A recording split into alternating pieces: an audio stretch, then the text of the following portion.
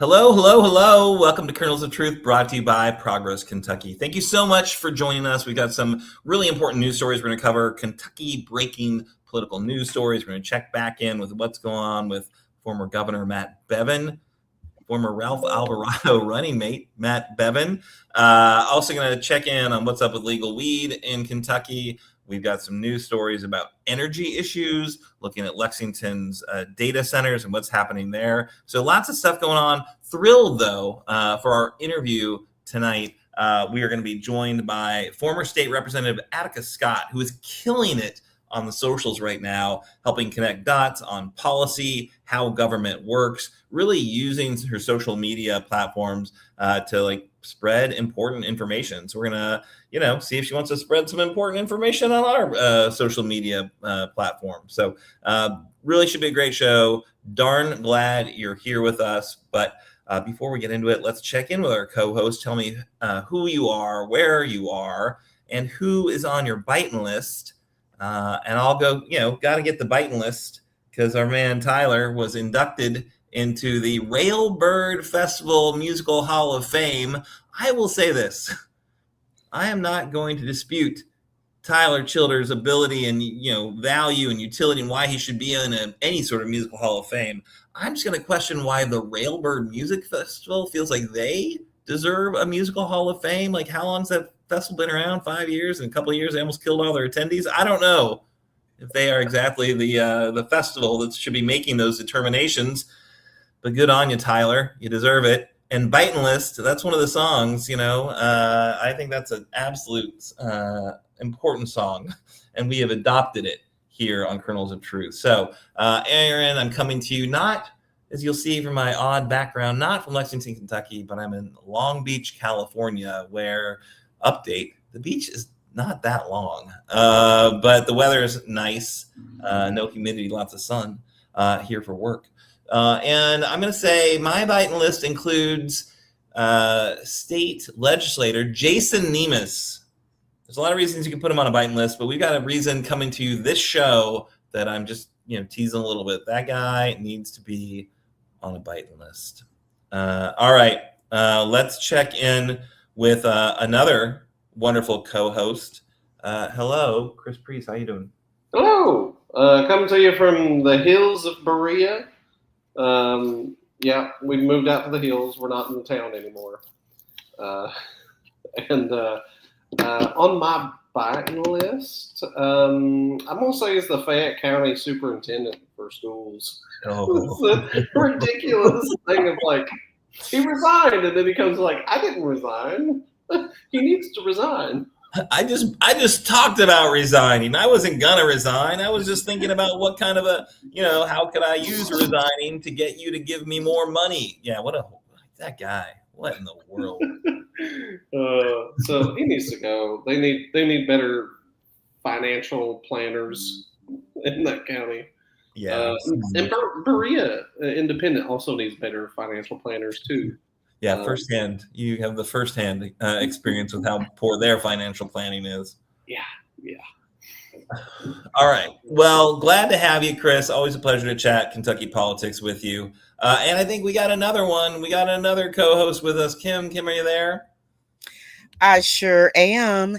And on my BITIN list today, I'm coming to you live from Louisville, Kentucky, from Great Jefferson County, the biggest, largest, most effective. I know you all going to get mad, but, let me shout out my county, Jefferson County. But on my BITIN list today, I've got Barron Trump. Because I know you guys say I say Trump too much, but let me go into Barron Trump. He's selling some kind of energy drink down there starting in Florida. You only get 4 of them. It's like coconut something. And it's got a big, big price tag of $40, which is also reflecting upon his daddy, Trump, as far as how they are so oblivious to what is going on in America. They are so oblivious to the everyday working person and even the poor person. Who's going to buy energy drinks for $40 for 4 cans, small cans at that, when you can get 4 cans for $40 and it's got cannabis in it. Okay, so that's on my biting list today. Barron Trump following in the footsteps of his famous daddy to gank the American public.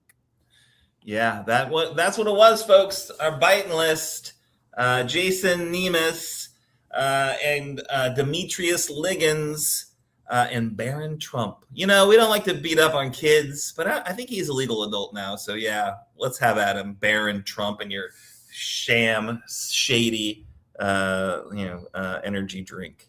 All right. So exciting, because let's get into it. We got, I think, some stories we like to bring you. I don't know if you're familiar with Progress Kentucky and what we do here, but we wanted to engage you a little bit before we bring you the news. Again, we're not just talking heads on the interwebs. What we are is we are a digital demonstration for more progressive democracy. We're defending democracy. I don't know if folks were aware, but there's a need for some action right now. The thing that we're focused on, of course, we are proudly part of the No Kings Coalition, and so if you are, like me, and you're super concerned about our democracy, and you're super concerned about what is going on in Washington D.C., where I think they are dwarfing the White House with this stupid, crazy cage they're building for a cage match. If you think that's cool, please move on. This is not the news interweb site for you. But if you think you want to push back against that cage match, if you want to do some community focused work, join us. So Rise Up and Sing Out is the next effort by the No Kings movement. It is working with the Committee for the First Amendment. They are doing a live stream from New York, a performance, a pro-democracy performance, not a brought to you by corporate America performance. June 14th, Sunday, June 14th, instead, we're, a cage match on the White House lawn with Trump's birthday. We are doing this really phenomenal event. We've got the crew back together. We have got the Lexington Resistance Choir is joining us. So if you want to sing some, important songs, you should join us. There's a Mobilize link in the chat to find out all the details. We're at the Historic Lyric Theater from 6 to 8 p.m. We have booked the Lyric. They're giving us a great deal because we're all nonprofits, but it's still a fair amount of money. So bring some folding cash. We'll pass a hat so we can cover the costs of doing it. But it's us. It's, Peaceful Bluegrass Resistance. It's the Bluegrass Activist Alliance. It's AFT United 120. It's Gathering for Democracy. It's the whole crew getting together. I think Lexington League of Women Voters. So please do join us for some singing, some community, some joyful democracy. And we will see you at the Lyric at 6 p.m. on Sunday, the 14th. Again, link in the comments, in the show notes as well. If you're listening to this later as a podcast, we'll give you that Mobilize link so you can RSVP and get the details. Please do use Mobilize. Here's why. Here's why, people. Because Mobilize is not like managed and owned by a bunch of billionaires, right? So the thing about the billionaire algorithms like Facebook or YouTube or whatever, they got to decide that people should see it for them to see it. And I'm not saying like Mark Zuckerberg spent a lot of time on Facebook, like suppressing content, but it's kind of a crapshoot as to whether you see what we put out if you're following us on Facebook.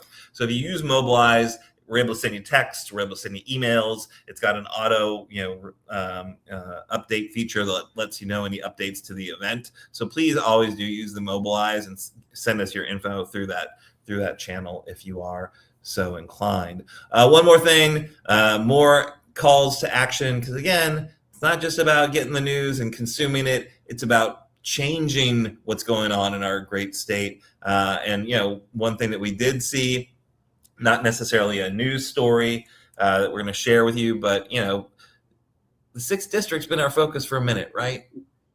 Everyone knows what's happening with redistricting. Supreme Court decided to take away Black political power and allow them to draw racist maps throughout the South, which they immediately dropped everything to do. So what does that mean? What does that have to do with us here in Kentucky? They haven't redistricted us in Kentucky yet. But what it does mean is that our district, the 6th district, is even more important, right? So there's like no way we flip the House unless we like flip every close district, especially now that they're removing black political districts in the South. Our district is that much more important. The 6th district is one that it's a Trump plus, it's a Republican plus 7 district. This is the time. This is the place.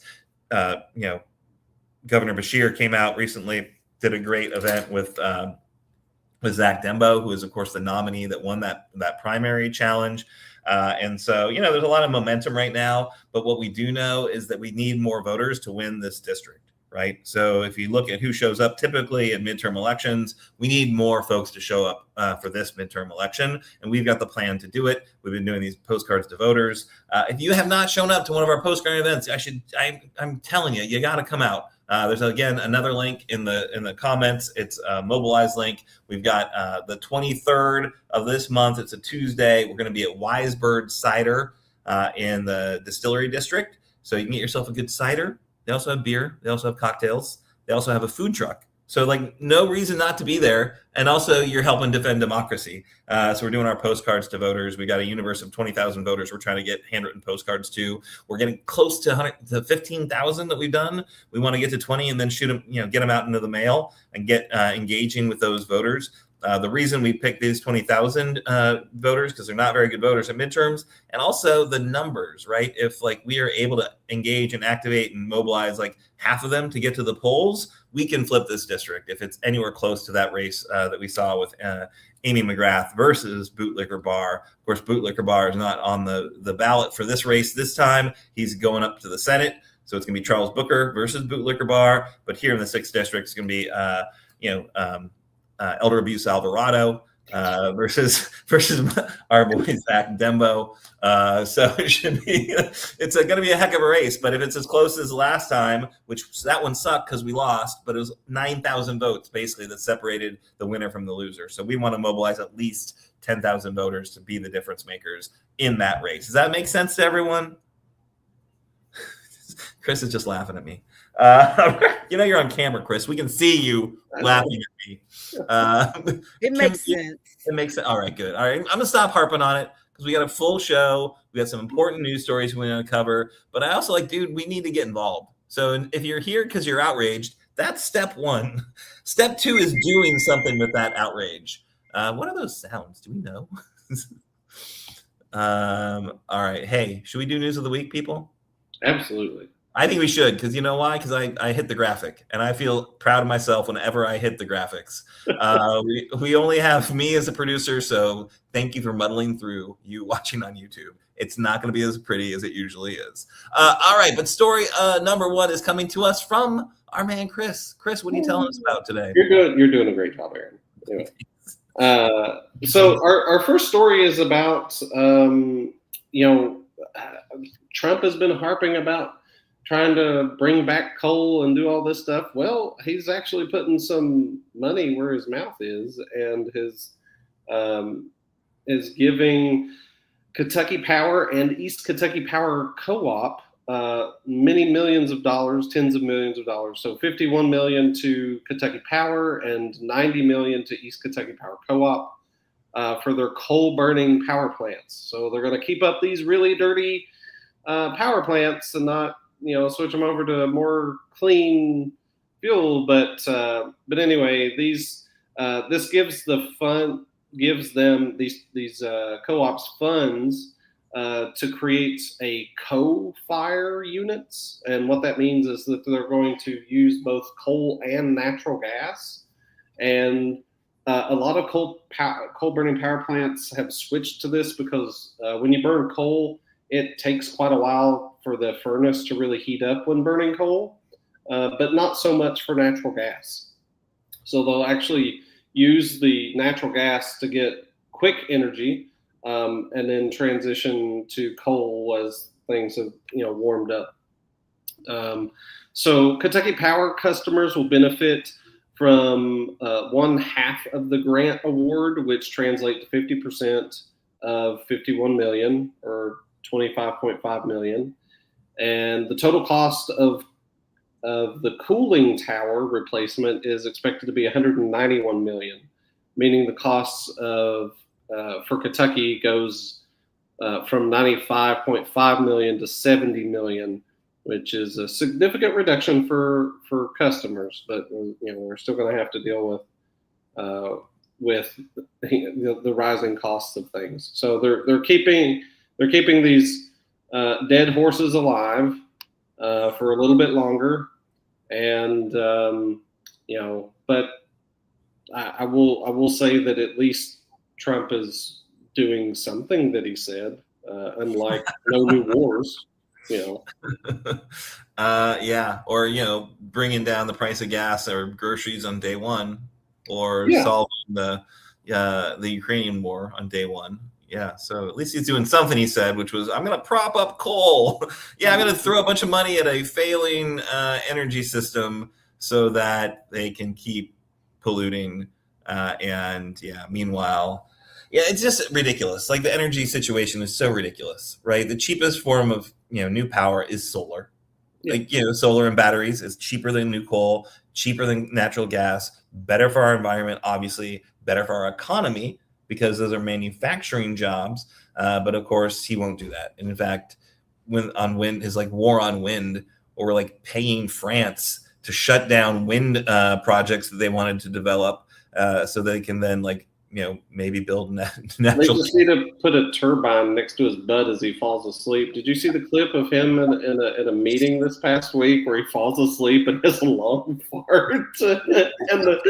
Are we sure the fart was real, or was that added in after? Well, the people behind him were actually like, kind of looking at him like, did he really just do that? I don't believe we're talking about the president's flatulence. That's hilarious. If I were president, people would be talking about my flatulence. So yeah, it's another place where you hold him in high regard. You respect him for this flatulence. All right, so can we do another story? Unless Kim, did you want to get in on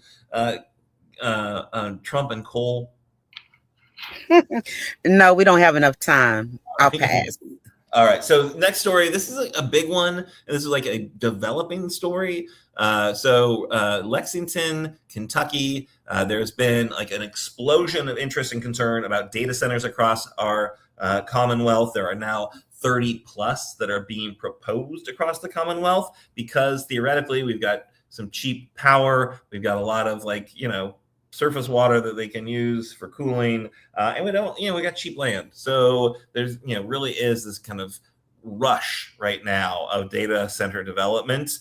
There's one that was actually a former Lexmart facility in Lexington that was purchased and was going to become a hyperscale data center, or like a much larger data center. There was a data center there, but that was just for Lexmark's use, and it was pretty modest facility that didn't have many concerns. Now this is a much bigger one. We're very concerned about it.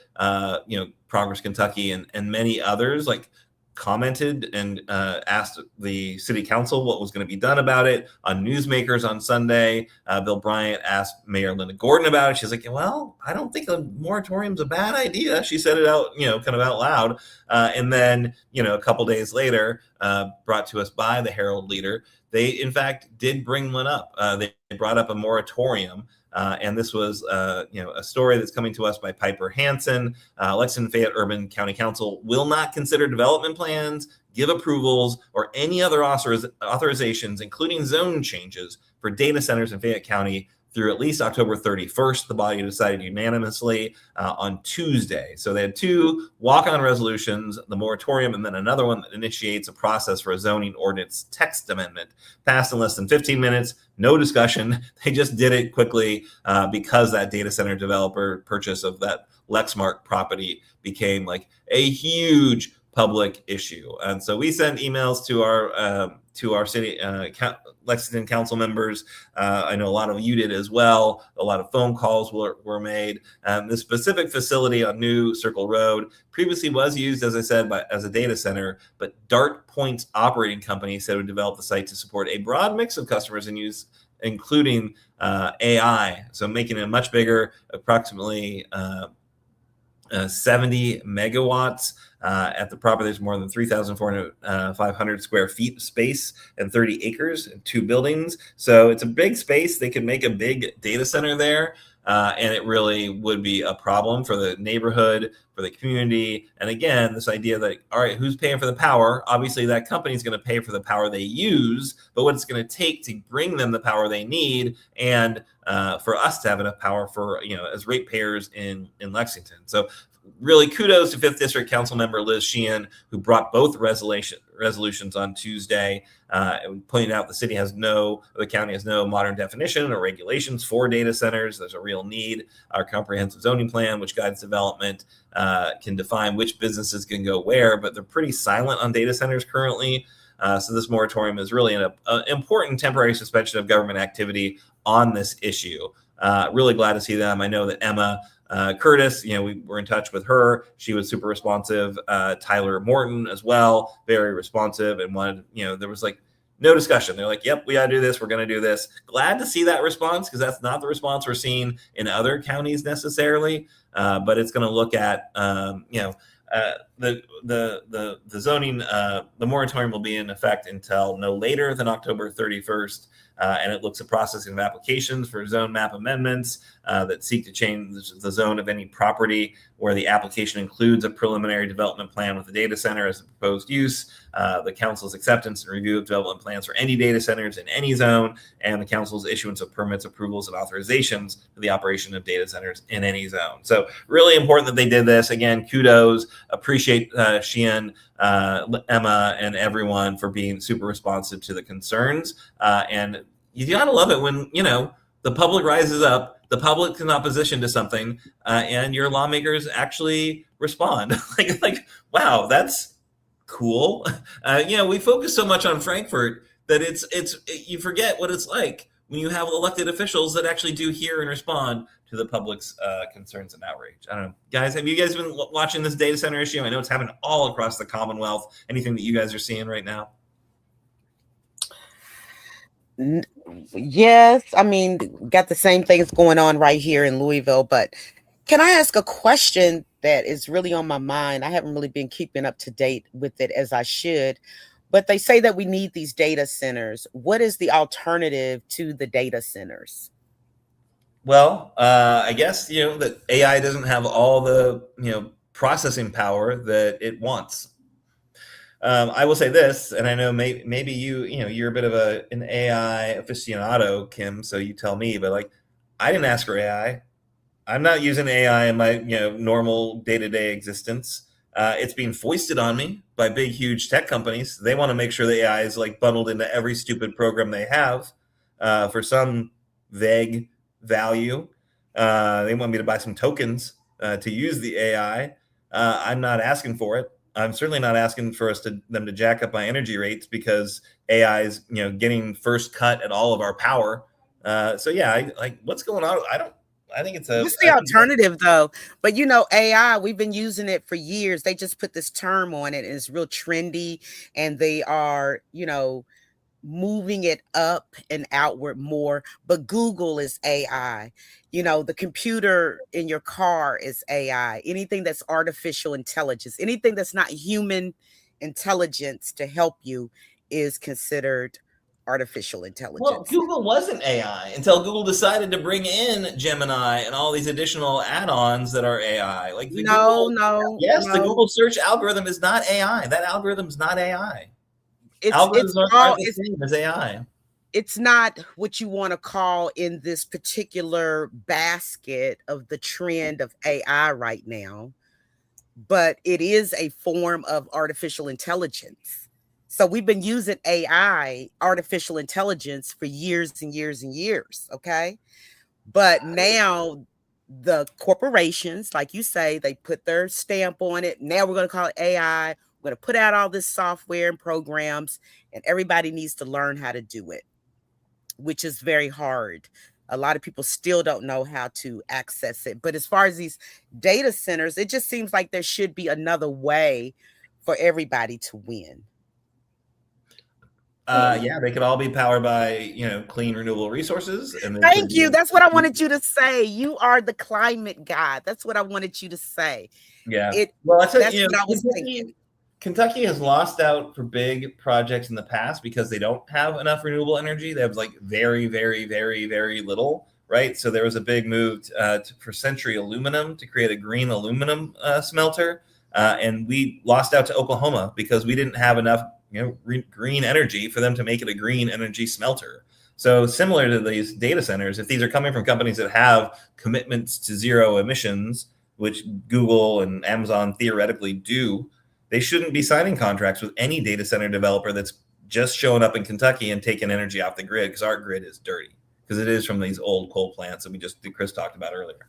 And I was listening to a story on NPR this morning about a data center in Ashland, Kentucky that they're trying to get passed through, and the city council people signed an NDA about the data center, and the residents are pissed because they didn't know anything about it until they, were starting to pass stuff on it, and it's just a real big mess. City council members should not be signing an NDA. No one should be signing NDAs about their job as a council member. There should not be NDAs signed. I'm sorry, maybe I'm a simpleton. But, I much prefer the Lexington response, which is we're just going to say no to data centers right now until we get our house in order and make sure we've got rules and regulations in place. And, now we just need to watch them as those rules and regulations are put in place. But, yeah, an NDA as they just move to, to get that thing through. That's nasty.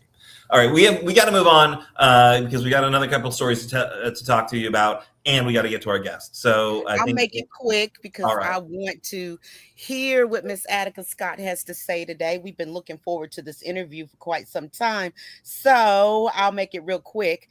And I think everybody pretty much knows, but you may not know this about the majority whip in the Kentucky House, which is Jason Nemes.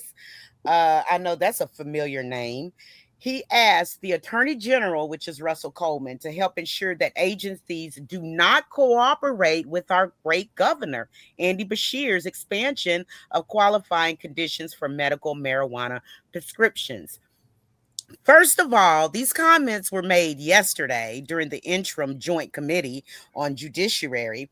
And he called our governor's June 2nd executive order. And that was an executive order that went out on the 2nd, putting more conditions that you could be eligible for cannabis, medicinal, should I say, cannabis here in the state of Kentucky. The governor wanted to make it clear to everyone to have that language specified for everyone as far as who it's for. But ultimately, Jason Nemes, the majority whip, a Republican, of course, I just had to put that in there in case we've got some listeners and viewers that did not know that. He is also saying that any organization, any licensee that participates in this unlawful expansion should be prosecuted. This is not the way forward. First of all, there is nothing that is unlawful. I've looked into this. There is nothing unlawful that our governor said or did. The fact of the matter of it is, my personal opinion, Chris and Aaron, is that it should just be available for everyone. But right now, once again, government wants to take over the place of your doctors. They want to take over the places of your nurse practitioners, those that are available to evaluate, diagnose, and prescribe. So this, what the governor did, it helps doctors and nurses to better understand the law. So in 2023, it was legalized for Kentucky is suffering from chronic illnesses of any type of form, cancer, chronic or severe pain, epilepsy, I didn't even know there was something called a vomiting syndrome or, PTSD, post-traumatic stress disorder. And I do suffer from post-traumatic stress disorder. So I'm wondering if I can get me a cannabis card from my doctor as well.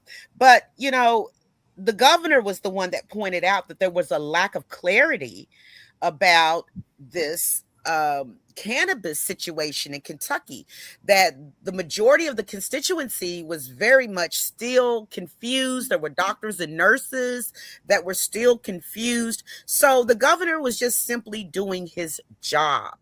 If you have any type of terminal illness, which he included in this, HIV, AIDS, Huntington disease, sickle cell anemia, wasting syndrome, Crohn's disease, neuropathy, severe arthritis, fibromyalgia, glaucoma, all of these type of things. So I don't think that Jason Nemes is going to be able to lock up anybody. I don't think that the police are going to come with handcuffs on anybody. I just think that this is Kimberly's personal theology, okay?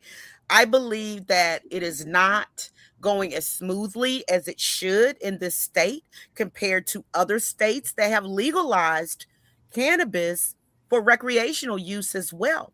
I believe they just haven't figured out how to make the most money from it, because you can go into a liquor store and buy whatever you want to. Why not be able to, like Illinois, California, New York, so many other places that you can go inside of a dispensary and purchase what you need. And there have been statistical studies as well, as I'm sure that our governor knows, that one of the crops here in Kentucky, I'm going to call it a crop, even though we don't grow it, bourbon, they say, I don't know, I'm not an MD, but they say alcohol is more, what's the word I'm looking for? Alcohol is worse for the body than cannabis. So Jason Nemes, he just didn't have anything else to talk about because his buddy Trump is all taking all the air from the media. So he just had to come up with something. So, ladies and gentlemen, I don't think anything's going to happen from that. I really, really don't. So I want to move into our quick hit. I know that I wasn't here last week, but Aaron, you told me that you all talked about former Governor Matt Bevin over his failure to produce the financial information. And in case you missed last week, there was an issuing arrest warrant for him. And the judge, which is Judge Angela Johnson here in Louisville, basically said that he needed to take care of his business. So Matt Bevin, the whole scenario is his adopted son wants compensation. He wants money so he can further his education.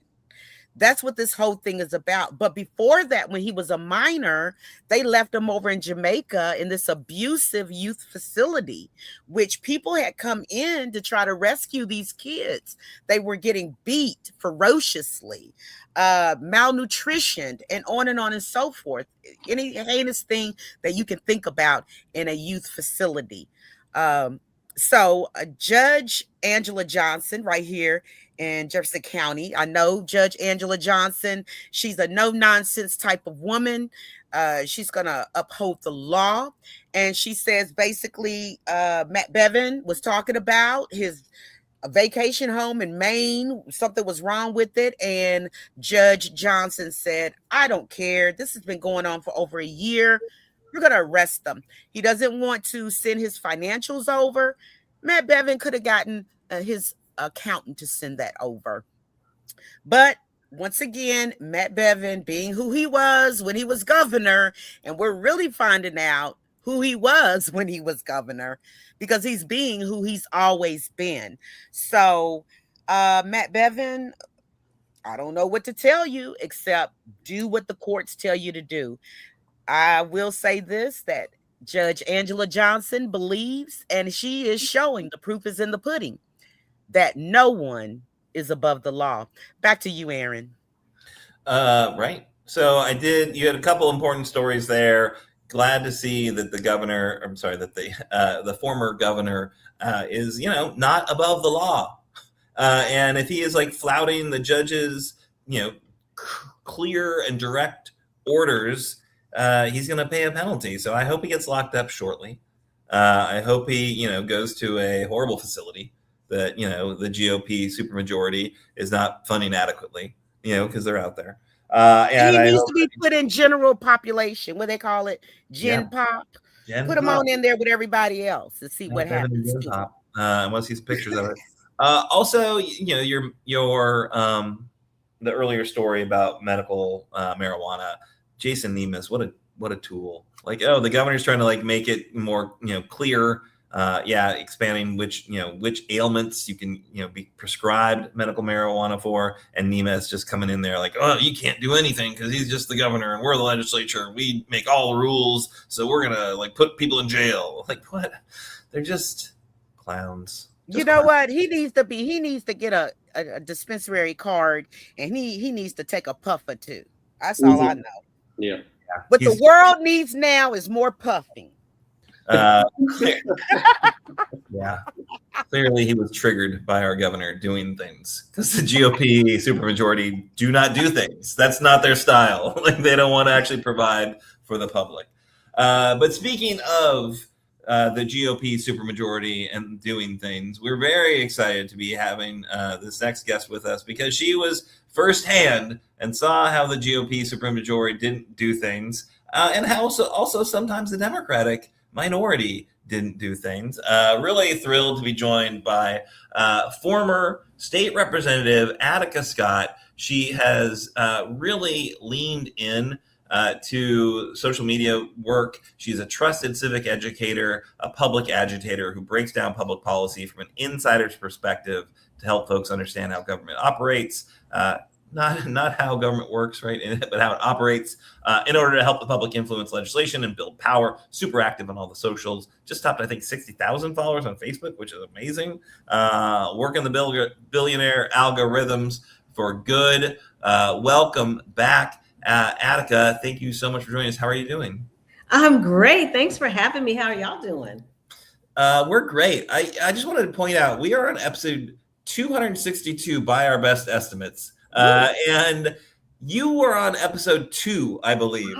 So that is pretty amazing. I remember we had you on and I felt horrible because the audio was like, just like we had this reverberation thing. Like, we couldn't figure out how to work it because we had no producers. And it was just a really bad platform we were using at the time. But you soldiered on. You were a great sport about it. And I just want to say, welcome back. We've all gone through a lot of things since then. Yes, we have. But tell us, like, you're doing like Civics in 60. Yes. You're doing, I think, what is like really awesome, just like breaking it down for people quickly, because we got the attention spans of like goldfish now, and we can't really we got this hour show. There's no way people are tuning in for all of it. Right. But like you're meeting the moment, which is awesome. And I want to challenge you, like, how'd you get there? And if we're gonna like make you give us a short answer, like, what are the 3 biggest civic threats to our democracy and civil life that you are concerned about right now? So, like, 2 parts. Tell us how you got there, and then what's your concern right now? Absolutely. So I got here because I wanted to. A couple of things I want to start with is the conversation around redistricting. So while the state legislature may not have attacked the lone Democratic seat in Louisville in 2022 when it was redistricting, it did do some redistricting to stretch some districts much further out than really made any sense whatsoever. But we didn't pay a whole lot of attention to it because it's not like we have any Black people or people of color in Congress from Kentucky. So you're stretching out a white person's district to go into another white person's district. So it wasn't something that we paid a whole lot. Clearly race-based, right? It's race-based. And the other part of it is they did cut my district in half. We went from 3 Black state representatives from the west end of Louisville down to 2. And it really wasn't talked about from people. Yeah. And that was definitely race-based. And so we have weakened the representation of Black folks from the west end of Louisville, population of about 50,000 people. But it wasn't just the west end. Our districts, all 3, stretched into the east end. I know that the district I represented, 41, sure did. So I just wanted to point that out as just one piece of the conversation, because we knew about a year before that happened that it was going to happen. So I started thinking about, well, what else will I do politically if I want to stay in politics and decided to run for Congress. So I didn't win. It meant that I did have to decide, am I going to run in a race that has a Black person on my left and a Black person on my right? No, I'm not going to play the game that they want us to play, because that was the whole thing, to pit us against one another. Not only dilute our representation, but pit us against one another.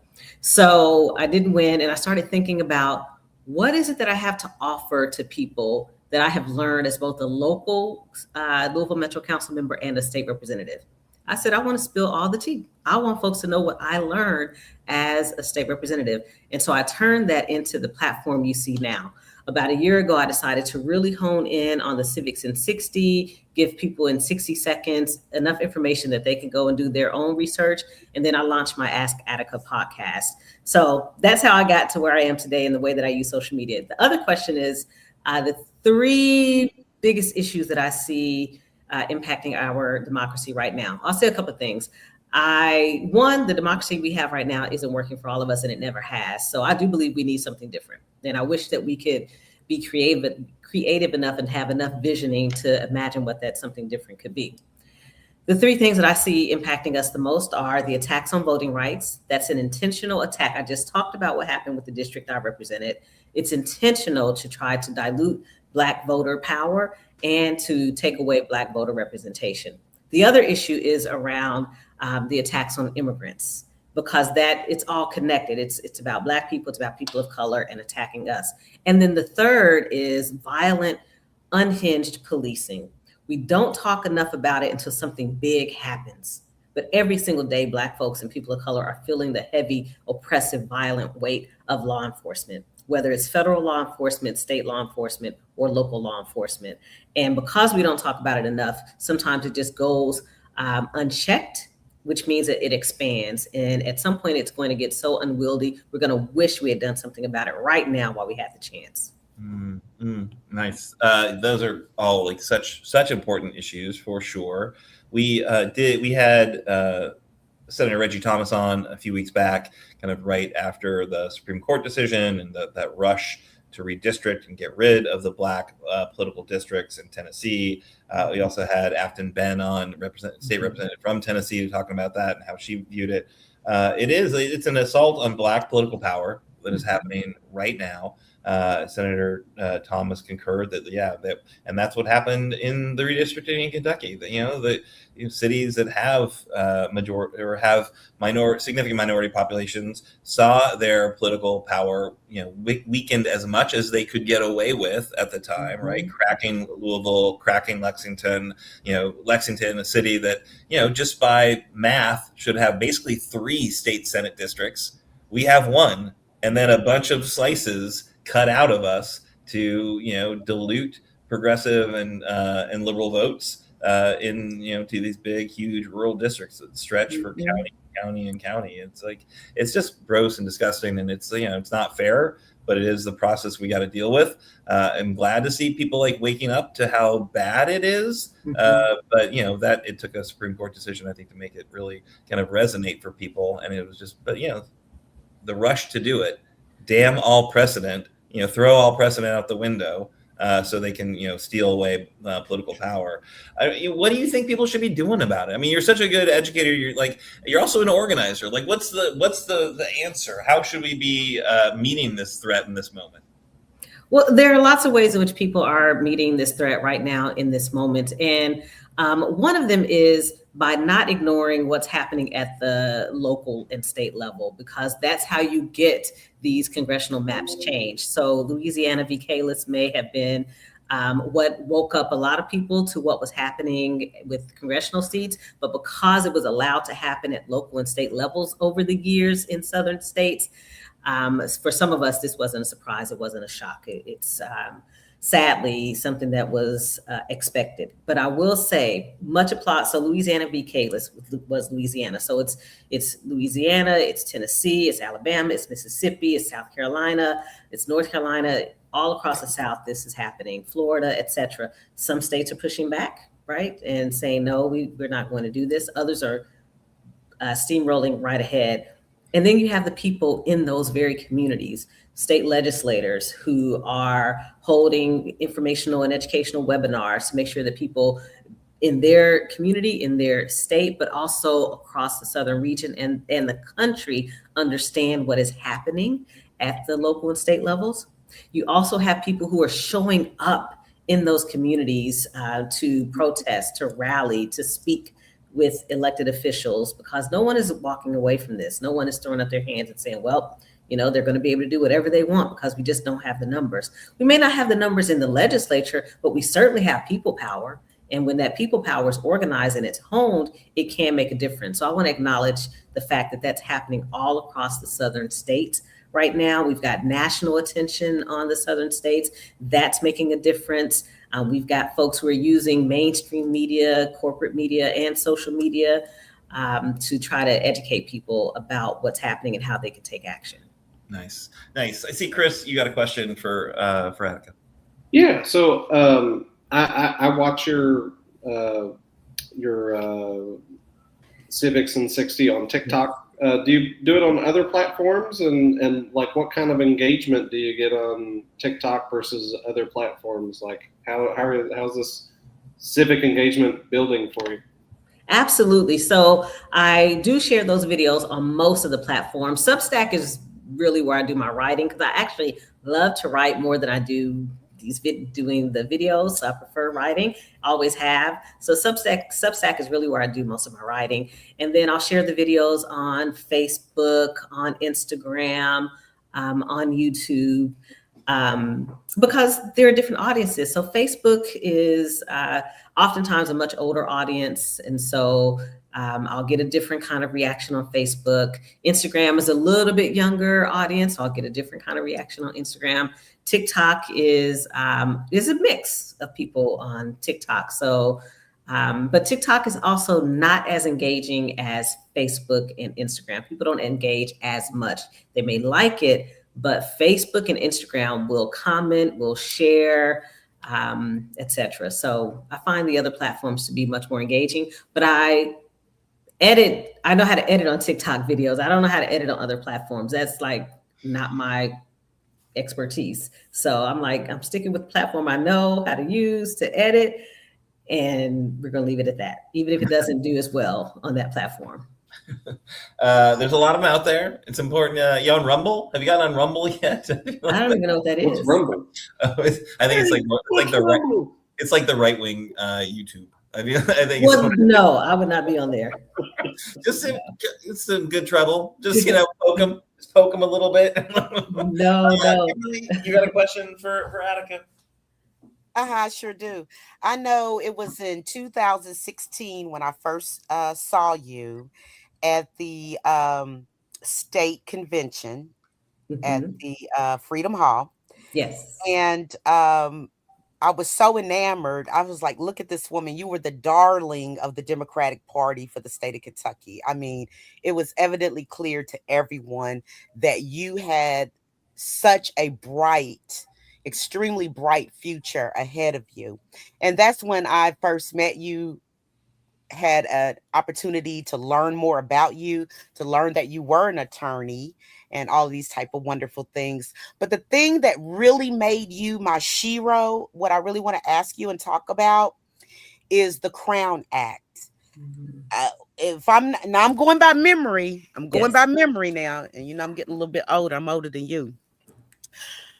It was Butler High School, correct? Yes.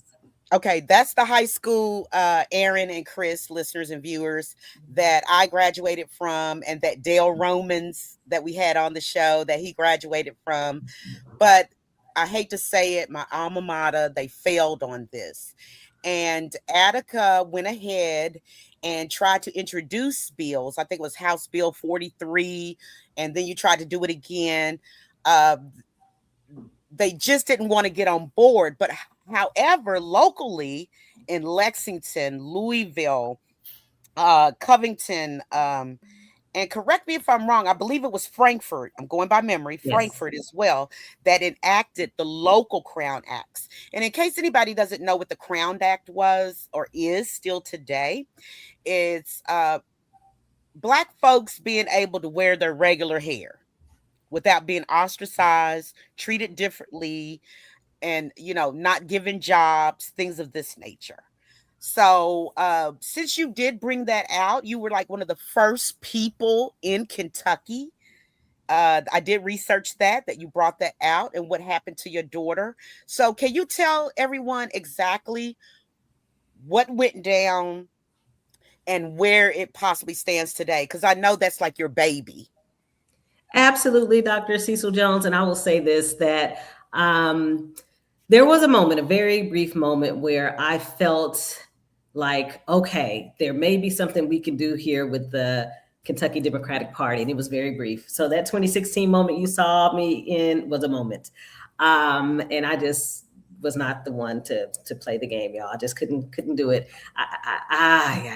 We have so much work to do within our party. Like, why was it 20 years before y'all had a Black woman serving in the state house? But anyway, that's not what you asked me. We're gonna move on. There's so much work to be done. We got to have you back out here again, right? You do.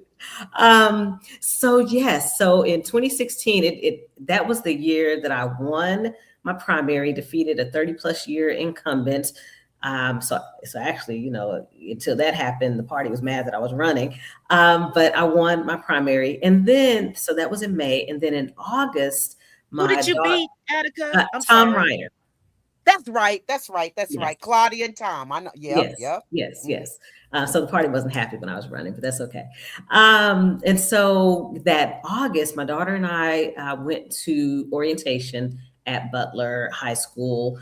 And then I had to get back to work. So after work, my daughter was like, Mom, did you see the student handbook with the dress code policy? I said, no, because I hadn't looked at anything. So I looked at it, and it said that students could not wear locks like mine, braids, twists, cornrows, or afros. My daughter was wearing an afro at the time. And so this was after work. I knew JCPS administration was closed. And so I posted about it, and I posted a picture of the policy. There was such a mixed response, Dr. Cecil Jones. When I tell you, there were the people who were like, oh my gosh, this is awful. Then you had people who work at Butler alum, who were like, oh, it's a traditional school. What do you expect at a traditional school? And I'm like, oh, so we're going to defend an institution of education for discrimination. We're going to defend it. Okay. Attica. Yes. Don't tell too much, because I graduated from Butler, and Dale Romans, he did, don't let them know how bad it really is. I know. It was bad back then and racist when I was going there, and I graduated in 85, and it was very, very racist. Listen, so then my daughter was on, I think it was Instagram at the time. I wasn't on there. And she was being attacked by adults. She's a rising sophomore in high school, and she was being attacked by adults for posting the handbook image on her Instagram.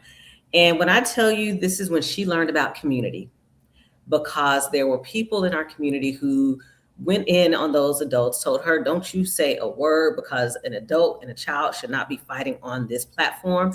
And they went in on those adults and backed them all the way up, and basically said to them, if you have a problem, you talk to me as an adult. You don't talk to that child. And it was just amazing. And so after that, once I was sworn in, my daughter came to me and said, so Mom, now that you're in office, is there something you can do about this? And I'm like, oh, okay. And then Kentuckians for the Commonwealth, KFTC, came to me and said, in California, they have passed the Crown Act, and it's a movement. Would you be interested in sponsoring a bill? I said, yes, of course. So for probably the entire 6 legislative sessions that I was in Frankfort, 5, because it was the year, not the first session, but the session afterwards. For 5 sessions, I filed the Crown Act. It did not get a hearing until my last session in Frankfort. Y'all, it passed out of committee with only 1 no vote from the woman who serves in Shelby County, who said that she didn't want to do anything that hurt small businesses. It would not have. If you read the bill said businesses of 50 or more employees. But she's also the person who said something about her ancestors were enslaved. So we're just going to pay for her. And so it passed the committee, but then the Speaker of the House would not bring it to the House floor for a vote, even though we had 55 votes, enough for it to pass. The President of the Senate said to me to my face, he would never hear a bill about hair. Is that Stivers? Yes. Yeah. But what about Kentucky? Our governor in 2024, I believe it was 2024, he signed an executive order that kind of mirrored or was similar to the bills that you were trying to put out. So our governor was trying to do something, right? But Yes, so it was close, but no cigar. yes, it was. Yes, it's an executive order that could be overturned by the next governor, and it basically did copy and paste the bills that I had been filing. Unfortunately, he never said anything to me about doing the executive order. I didn't know anything about it until I saw it in the news. So that was disappointing. But yes, there is an executive order for the Crown Act. So I know we've gone long, but I want to give Chris a chance to ask you a question. If you had another one, if you didn't, I could probably come up with one. But yeah, like really appreciate you know, what you're doing on social. Appreciate you joining us here today, coming back again. But yeah, Chris, you have a final question? What does the future hold for you? Yeah, good. Absolutely. So one of the things is right here at home and across Kentucky, trying to support folks who are running for office because, you know, to your initial question around what's happening with gerrymandering and redistricting, that one of the things we have to do is get people to also be willing to run for office. And it's not something a lot of people are willing to do. I get it. I understand why they're not interested in doing it, but we still have to get people who are willing to do that, because until we change the institutions and systems, we won't be able to fight back the way that we need to. And we need to change representation. So I'm working on that. I'm really excited about the DSA candidates in Louisville who won their elections. 3 of the 4 won their elections. So very excited about that. Or one that came out of the advanced out of the primary. So very excited about that. And then I know you've got a candidate in Lexington. In fact, on Saturday, I'll be in Lexington speaking at their Juneteenth event. So very excited about that. A lot happening, speaking at the new Leaders Council graduation on Saturday as well in Lexington. So 2 events there. And then continuing to do the work of sharing with folks Black history across our Commonwealth, whether it's a museum, a heritage center, a site. Y'all, I have people who live in their own communities, London, Kentucky, in Laurel County, Bardstown, Kentucky, who have said to me, I've lived here my whole life and I didn't know we had a Black heritage center, or I didn't know we had a Black museum. So I'm going to continue to do that. That's awesome. Hey, so I have a question. This is like a total curveball. So in the Black history work you're doing, I've seen some of your videos, really awesome stuff. I'd be very interested in your thoughts on like sundown towns in Kentucky. Is that something that you have put much time and energy into? But you know, like, is that something you do some videos about? Because it does, like, we brought it up last week. I was on with Denise Gray. She ran for state senate. She was out in communities in, you know, Montgomery and Clark County where she just did not feel safe. I referred to, and I got to, like, this is Corrections Corner. I referred to Mount Sterling as a sundown town. I don't think it's actually been shown as a sundown town. It's not in some of the lists I looked up. But what do you know about sundown towns in Kentucky? Yeah, so sundown towns still exist. I know that Corbin, Kentucky is really trying to work right now to fight against that naming, because they do acknowledge that they were a sundown town. You had the pushing out of their Black population during the 1990 riot, where white folks came in and really did push out the Black population from Corbin, Kentucky. So it definitely has been a sundown town where, you know good and well, as a Black person, don't stop in Corbin and other places in Kentucky at night. Just keep on going. That's right. That's right. Pray you don't run out of gas. And if you have to use the restroom, you better hold it. And they still, some places it still exists. I mean, I absolutely understand where Denise is coming from. That's one of the reasons why when I've been in situations where I've run for office, and right here in Louisville, people are like, oh, liberal Louisville. If you don't live in Louisville, you don't know. It's not all that liberal. That's cute to say liberal Louisville if you like alliteration, but there are some places here where I would say to my white folks, y'all got to go knock on those doors. If you want me to win this seat, those are doors you have to go knock on. Because thank you, Attica. Thank you. I'm right here in what Louisville with you. I know. Exactly. Yes. So, and that's where, you know, when people want to identify themselves as allies, that's what allyship looks like. You show up and put your body on the front lines where it's needed. And if that means knocking on a door for a Black candidate in an area where they definitely don't feel comfortable, and where you know they don't feel comfortable, then you go and do it. Yeah, and I did want to apologize to Mount Sterling. There hasn't been any, like, no one has put them on a list. It's a rural community in Kentucky, so we're not going to say there's no racists there, but they have not been, specifically identified. I guess I got confused. I think Mount Vernon and Mount Washington are on some lists that are out there. Tougaloo History and Social Justice has a pretty long list where they've identified some folks, and there's a couple they've listed in Kentucky, a long list of Kentucky cities and communities. But thank you for what you're doing. I would love to have you back on, where we can really, cut up what needs to happen with the Democratic Party in Kentucky to be more responsive to the needs of progressives and folks of color, and what can we do to fix our democracy here. But I do feel like we do have a fire right now. We have a fire going on in our democracy. Let's certainly put it out. Let's see what we can do between now and November. And then let's look at some fundamental change that we definitely need to. Can I ask one question? Of course. I know, because I didn't get my second question. I got to stand up for the women. That's right. I got to stand up for. Yeah. Because if you don't stand up for yourself, Kimberly, I'm not listening to him, girl. I'm not listening to him. Okay. It's us. We're right here. Girls rule. I love it when we got, and I love it when we got somebody from Jefferson County, because I wasn't feeling well today, but Jefferson County's on the show. I got to show up no matter. That's right. Today. That's right. But what I wanted to ask you is this: DSA. What does that stand for our listeners and viewers?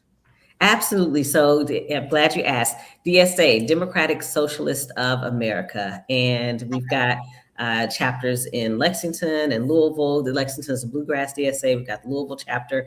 And really, if you think about it, Dr. Martin Luther King was a socialist, right? He wanted people to have health care, to be taken care of, to have housing, to have employment, to be treated fairly, right? But it's not some radical revolutionary idea that people should be afraid of. It's actually what most of us are fighting for. We just don't put that name on it, that label on it, because we've been told that it's a bad thing. And so we fall for the okie doke. That would be great to explain it to people, because there are people within the party, and I'm talking about a lot of people within the party, and I think if what they don't understand. Well, so I think that if more people understand it, the better off it would be, that fear would dissipate.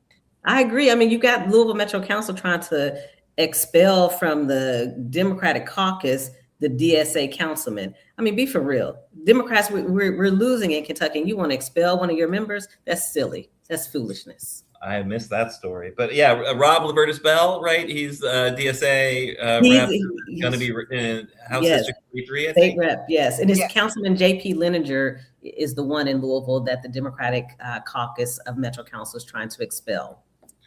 Like Goldberg stuff, or just because he's like because he like Greenberg. The Democratic caucus of Louisville Metro Council is trying to expel from the caucus Councilman J.P. Leninger, who is a member of DSA, because he supported DSA members running for Metro Council. And they created a rule a couple of years ago, because they're scared that you can't, if you're a sitting council member, you can't support anyone but the incumbent who's running for office. Y'all, some terrible Democrats out there. It's some terrible Democrats out there. Incumbents? Like that's you wouldn't have been in office. But Aaron, you come from Louisiana.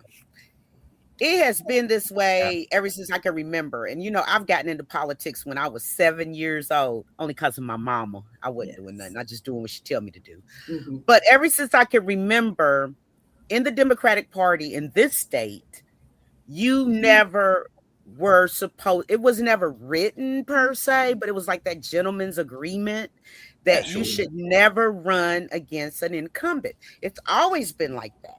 So they just put it in writing. I mean, that's pretty bold to put in writing, though. That is pretty bold to write that down and make it a rule. Oh my gosh, that's not. But it's 2026. You should be able to support whoever you want to support, because everything is not like how it was in 1985 or 2005. This is 2026. It's not even the same as in in 2015.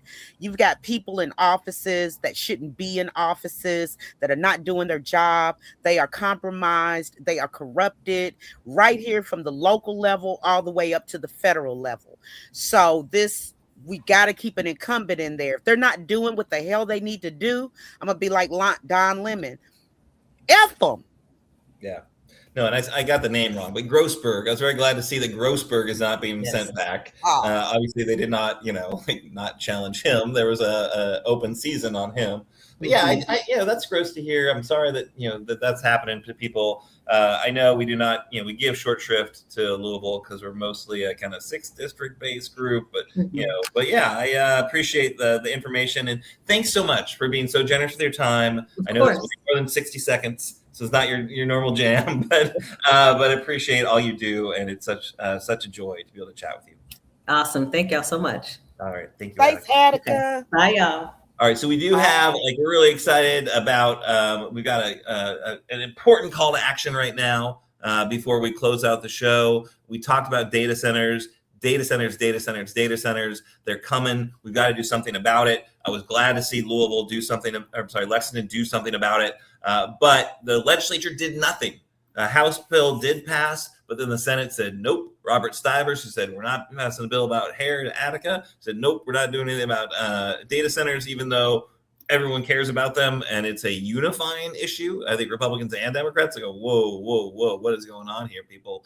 So we've got a call to action. We need the legislature to not get away with not doing anything on the hyperscale and AI data centers. This is an action coming to us from our friends at Kentucky Conservation Committee and Kentuckians for the Commonwealth. They are coming together on this one. So I do encourage everyone to take a minute. It's quick. You just click in, you send your email, you make a difference. It's an important issue, and it's definitely worth your time.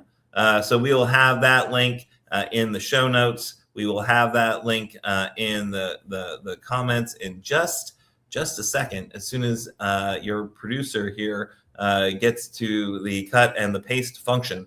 And then I think we're going to go ahead and turn to our friend Kimberly to close us out, if she's okay with that. I sure will. Today has been a great show.